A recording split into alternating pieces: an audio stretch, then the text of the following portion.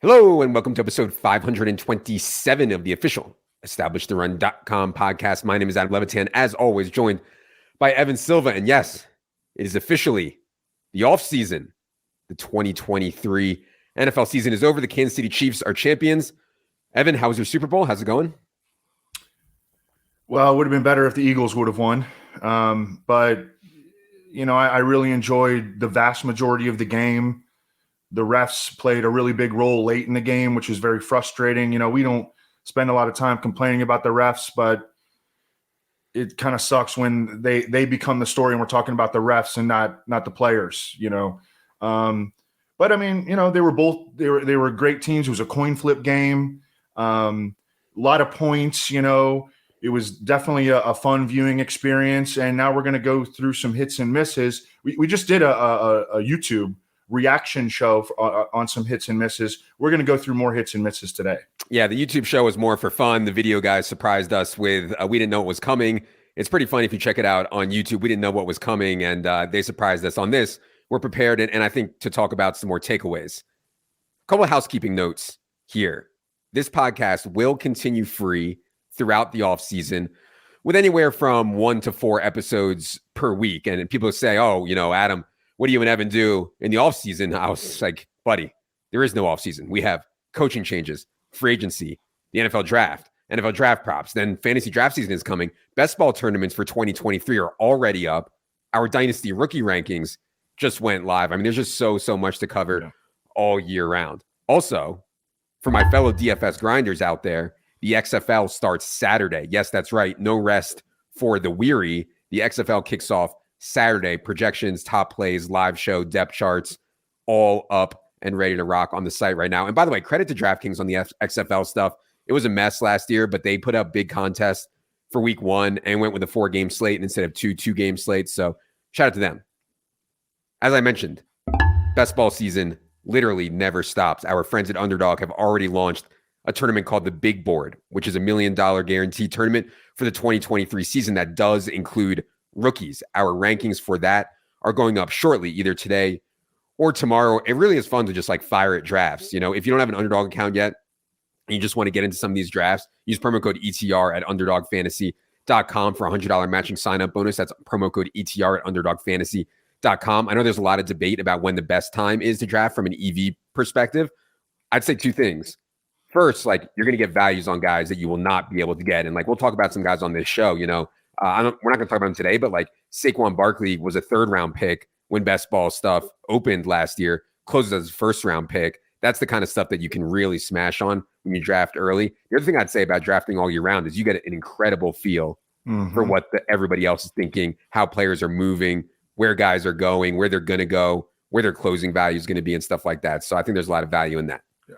Even if you only do like 5 to 10 best ball drafts, like you're going to out prepare your opponents when we get into the real stuff late in the summer. Yep. So again, shout out to our friends at underdogfantasy.com. Promo code ETR at underdogfantasy.com will get you that $100 matching sign-up bonus. Today's show is the first of a 2-part series. We're going to go through our biggest hits and misses and honestly just try to learn from them, you know, like generate some takeaways going forward. This isn't about victory lapping or dunking on ourselves or whatever. Literally, I think it's important to try to learn because even though Evan and I have been doing this for, God, I don't know, like 15 plus years now, I think it's always important to try to learn and get better. And so that's what this show is about. On today's show, we're going to talk about our biggest hits and misses from the early rounds. Later this week, we'll discuss our biggest hits and misses from the later rounds. All right, let's start at the top here. You know, I don't think this one takes a lot of explanation. Everybody is aware of this by now. Christian McCaffrey first, Jonathan Taylor fourth, I think was a hit for us. And this seems like no-brainer.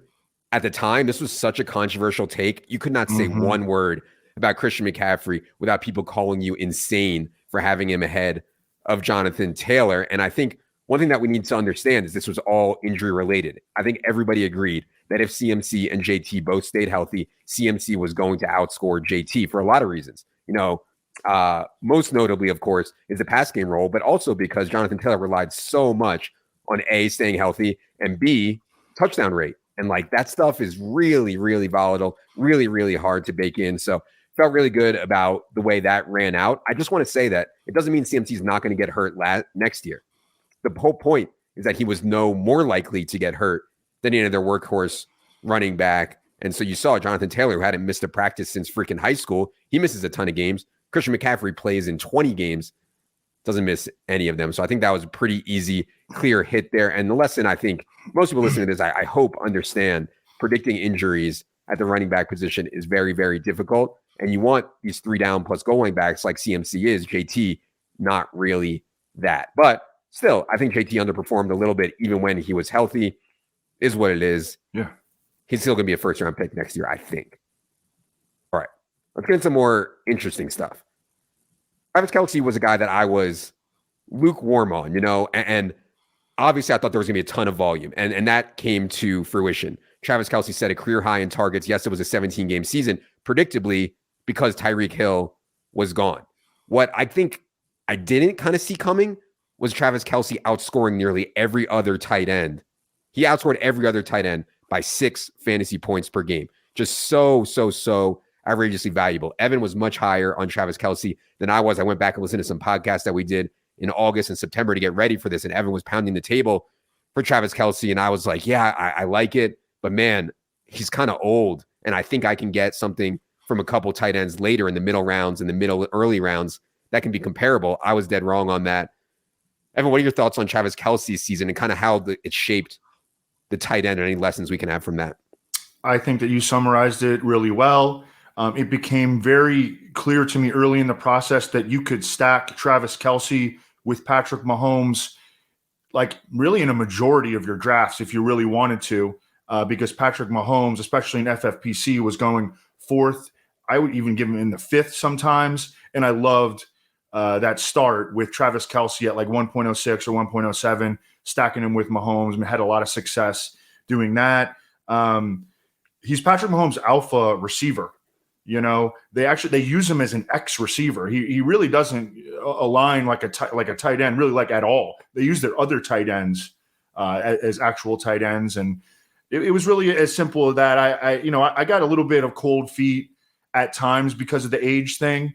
At least that was always in the back of my mind, the age model, but pounding that button was very, very profitable. So Travis Kelce will turn 34 in October. In early ADP and early drafts, he's going like 4th and 5th overall. We'll talk more about that going forward, but I think the reason that that's happening is because the general fantasy community, and especially the sharp fantasy community, now understands how valuable it is to have a dominant tight end. Just gives you such a big edge over everyone else. And that leads me to my next take, which was probably the worst take that I had all summer, was being high on Kyle Pitts. And my thought process was, why do I need to spend a 1st-round pick on a 33-year-old Travis Kelce when I can get this rising superstar in Kyle Pitts in the middle of the 3rd round? Now, that turned out to be just the biggest disaster ever, because in the 3rd round, there's so much opportunity cost, and it caused me, when I took Kyle Pitts, not to take any other tight ends later. I didn't come back with Dallas Goedert, who I liked, or Hawkinson, who I liked, or whoever else, because I was like, I'm not going to spend more draft capital in the 7th, 8th, 9th round because I already have Kyle Pitts. Kyle Pitts had, I think, like Leone said yesterday, like a 1st percentile outcome, like literally the worst possible outcome it could have gone through. Finishes tight end 22. They were so much more run heavy than I thought. And maybe I should have understood that better, but they were so much more run heavy than I thought was even capable of.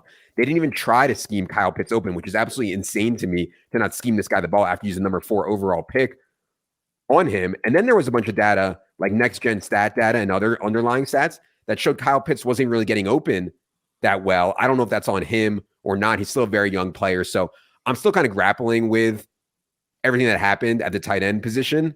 But God, thinking that you could get the same thing from Mark Andrews and Kyle Pitts that you would have gotten out of Travis Kelce was like a disaster take. Evan, any thoughts on Pitts or Andrews or anything else from tight end that we could take going forward? No, I don't have a whole lot to add. No, I mean, you summarized it very well. Yeah. I think the lesson for me is that it doesn't have to be a lesson from every guy either. No, I need to learn.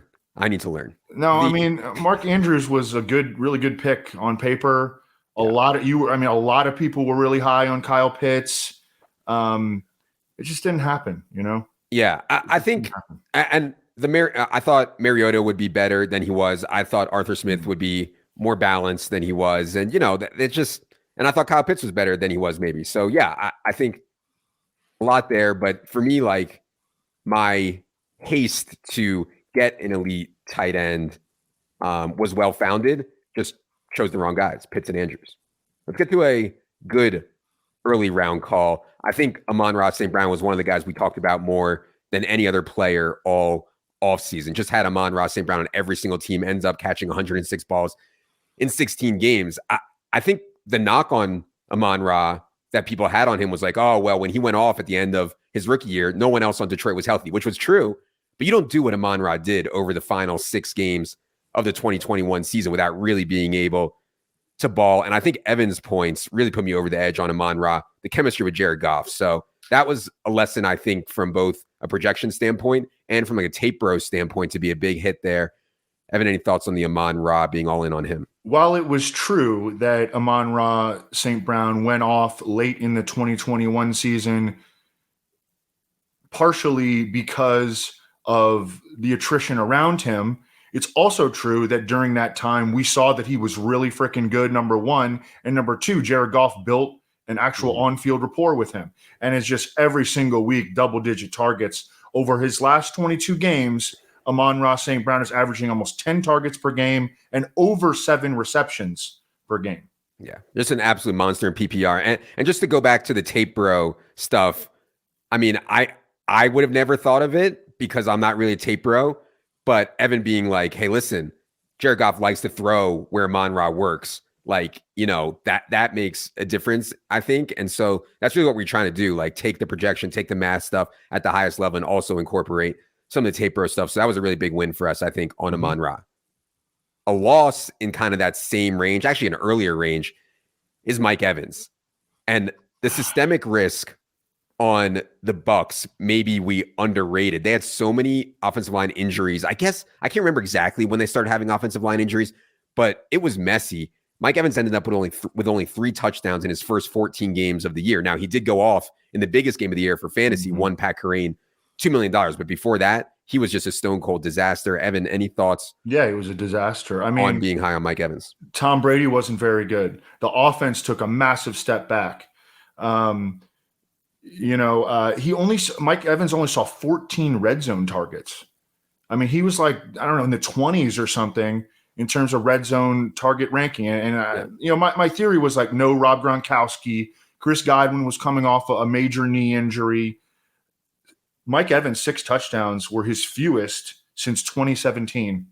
And three of those were in week 17. Yeah. I mean, I just a call that I liked the reasoning behind it, and it just did not work out. Yeah. And you know, we joke about the age model stuff. Obviously, at some point, Tom Brady was going to decline. And I thought he was still like average this year, but he was not Tom Brady. Yeah. Not the Tom Brady that everybody expected. And offensive line injuries had a lot to do that. I still think Mike Evans can really play, though, and we'll see what happens with the Bucs this offseason.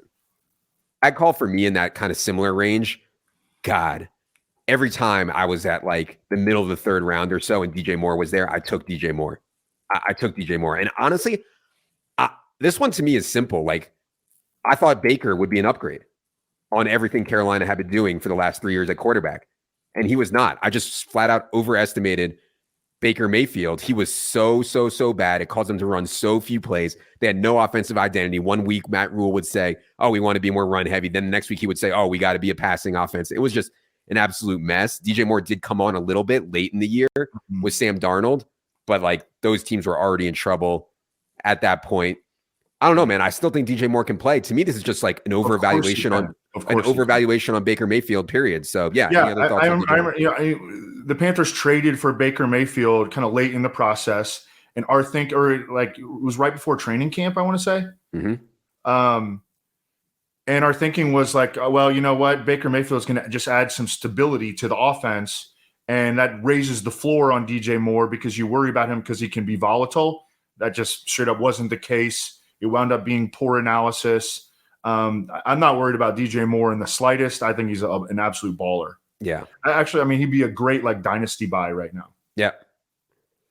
some of the fades I want to talk about that we made, and our fades this year were awesome. I mean, and I want to be clear, it's easier to hit fades because, like, in the aggregate, more NFL players fail than hit due to injury and timeshares and all this other stuff. So it's easier to be right on fades. But I listened back to our fades podcast, which you can find in August on this podcast feed.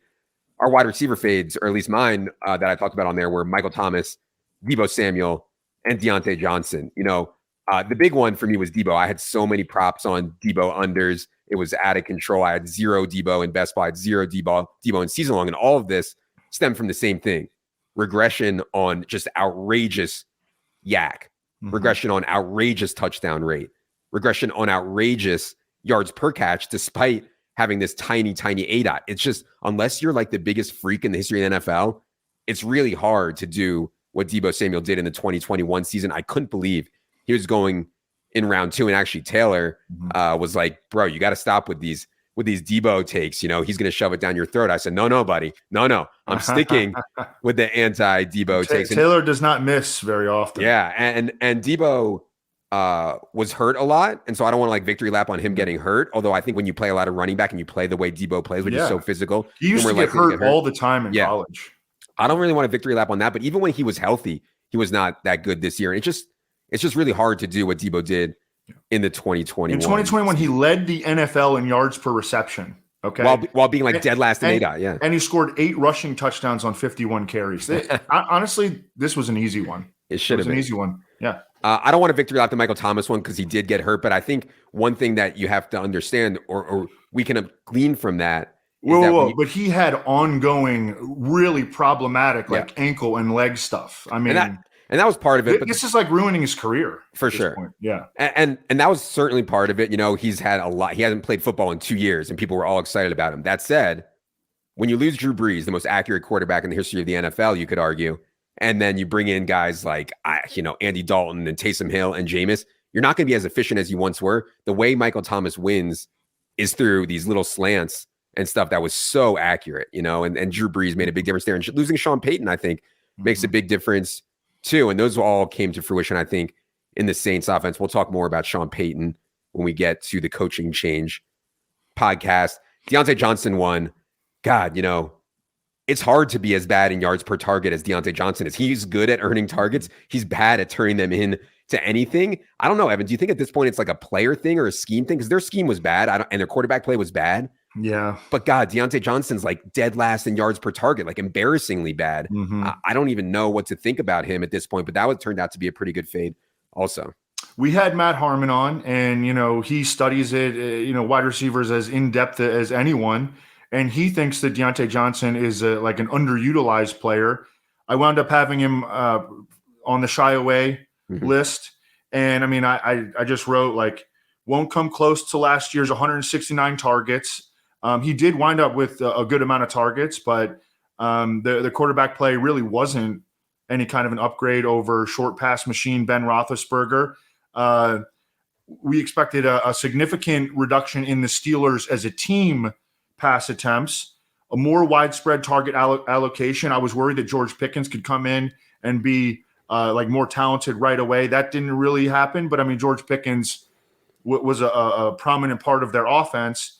And then there was, the possibility of in-season quarterback controversy involving Trubisky and Pickett, and that of course happened. There was a rumor that Diontae Johnson punched Trubisky in the face. I saw that, but I think Trubisky denied that.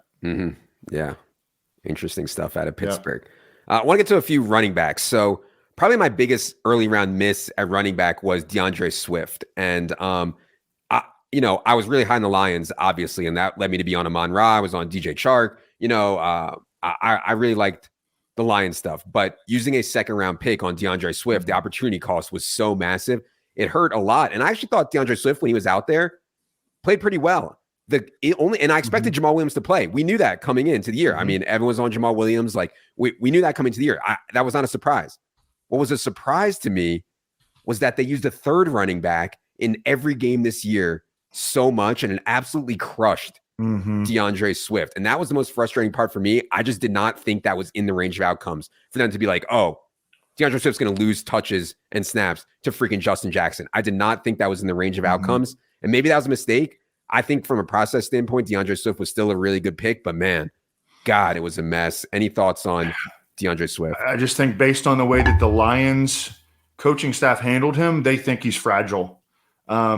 If you would have told us at the beginning of the season that the Lions were going to, and we were high on the Lions, especially from an offensive standpoint, I think they probably exceeded our expectation because they finished number 5 in the NFL in scoring. Mm-hmm. If you would have told us before the season that the Lions are going to finish number 5 in the NFL in scoring, and we can draft DeAndre, we would have been taking him in the first round. Definitely. You know, it's just the situation and the way that they used him was just not conducive to him being a consistent fantasy contributor. So I thought he'd have the Austin Eckler role, and like everyone was super high on Austin Eckler. Austin Eckler ended up absolutely smashing. And Austin Eckler doesn't get every carry. He doesn't get every goal line carry. You know, he doesn't get every base carry. I thought they'd use DeAndre Swift in that role. They didn't. I don't think it's only because they think he's fragile. I actually think they like have an issue with the way he runs for whatever reason. Like the tape bros probably can say it better, but you know, something about the way he runs, they don't love it. Is what it is. Running back fades are the easiest to hit, right? Because like most running backs get hurt or fail or end up in a timeshare, whatever. But Evan was on fire with running back fades.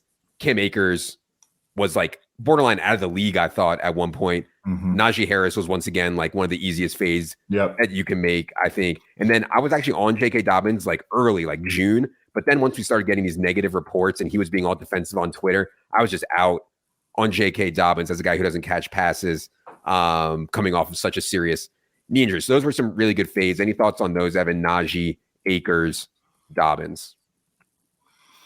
Najee was an easy one, I thought. His targets went from 94 in 2021 to 53 last year. That was just easy to see and coming, I thought. And then because the Steelers were going to throw less as a team, and he has a complete lack of big play ability. In 2021, he had 307 carries. Okay, as a rookie. 4 of them went for 20 plus yards. He didn't do this in college either. He didn't break big runs. He actually broke a couple very, very late in the 2022 season. But he's not a big play runner. His target volume was going to plummet. And like we were worried about the team not being very good. They wound up being like kind of average at the end. We were worried about their offensive line. Like they're not going to create open lanes for this guy who can't hit big plays. He was an easy fade because people love taking him, like even in the first round. To me, Najee is like a poster boy of volume at the running back position isn't everything when you lack talent, explosive talent, like Evan said, when you have offensive line issues, when you have offensive systemic risk, and going from Ben Roethlisberger, like Evan mentioned, to whoever they were going to play a quarterback, you know, Trubisky or Pickett or whatever. They're obviously going to run the ball a ton more, and targets are worth way more. But anyways, yeah, go ahead, Evan. I don't have anything else to add. We talked about Cam Akers pretty extensively on the YouTube video. Did you mention Dameon Pierce? I didn't. I actually moved Dameon Pierce to the later rounds one because when we started talking about him, he was going in the later rounds, and then he ended up going in like the 5th round. But let's save him for next episode. Okay, that's fine. And yeah, the Cam Akers one, you know, it's easy to say now that everybody knew the Rams were going to be terrible. Like they were coming off a Super Bowl win. People were like, "Oh, I'll get Cam Akers." The starting running back for the Super Bowl champions, he's going to smash, you know, just a mess. And I think the Rams clearly don't like him. Last 2 I have here were 2 bad wide receiver takes that we had. First one is me on JuJu Smith-Schuster. I took JuJu Smith-Schuster a ton. I was really high on JuJu. If you told me a 25-year-old JuJu Smith-Schuster was going to get 101 targets from Patrick Mahomes, I'd be like, yeah, 6th round. I think that's an awesome pick. Maybe he's just not that good. And by the way, 101 targets from Mahomes was only roughly a 15% target share. He was not that good at earning targets. And also, when you only have a 15% target share and your ADOT's only 7.1 yards, that's a really, really bad combo because you're getting passes so close to the line of scrimmage. You need more targets to make up for that. You're not making any big plays down the field. So, he finished 78, 9, 33, 3, but he never felt like a guy that was going to win you a week or like pop off. He had 1 or 2 good games, but I think we have concerns at this point just about JuJu's talent level, period. Any thoughts on him, Evan? I think he's just a role player. Travis Kelce is the featured component of the Kansas City passing offense, and they got a bunch of role players around him. JuJu Smith-Schuster, he led all the Chiefs wide receivers in production, snaps, everything like that. But he's just like the wide receivers. Obviously, Kelce was way out in front. But JuJu Smith-Schuster, I just think he's a role player. Yeah. Yeah. And if you can't do it with Patrick Mahomes, like, and like very little target competition at the wide receiver position, you're probably not going to do it. And I hate to write him off at this point, but yeah, it's not great. Last one here was a miss by Evan. I think was in on Brandin Cooks in like the 5th, 6th round or so. Obviously, Brandin Cooks is a good player, but this Texans team was a mess. At one point, it felt like he was so pissed around the trade deadline. He wanted to like quit or like he borderline. I felt like he did. Like he just sat out a few weeks because he didn't want to play for the Texans. Yeah, he's pissed. And their front office might be like one of the worst in the entire NFL. He was pissed for sure. Any thoughts on Brandin Cooks looking back here, Evan? I just wrote calf strain cost him 3 games, and it seemed like he quit on the team. Yeah. And the thing about, we don't want to be overconfident in our takes about how good teams are going to be. But I think everybody was pretty sure that the Texans were going to be really bad. And like, even though a wide receiver is fine because you're going to see elevated target volume, they just didn't like get enough plays off. They were so bad. They were not getting plays off. They couldn't string together first downs. They didn't score touchdowns. And so, it's hard. I think it's hard when you're on one of those really, really, really, really bad teams. All right. That is going to do it for this episode. Before we get out of here, for my fellow prop grinders out there, I just want to mention NBA team just continues to absolutely crush. It's so insane what Dink and Mark and Gallagher and Claff and everyone on the Hoops team is doing. They're now 497 and 321 on the season. So many bets for a 14.22% ROI. Just absolutely wild in the NBA prop streets. Don't dive in there if you're not really up for grinding it, but man, just have to give a shout out to those guys. We'll be back later this week to go through some of our later round hits and misses, try to learn something there. For Evan, for producer Luke, I'm Adam. Good luck, everybody.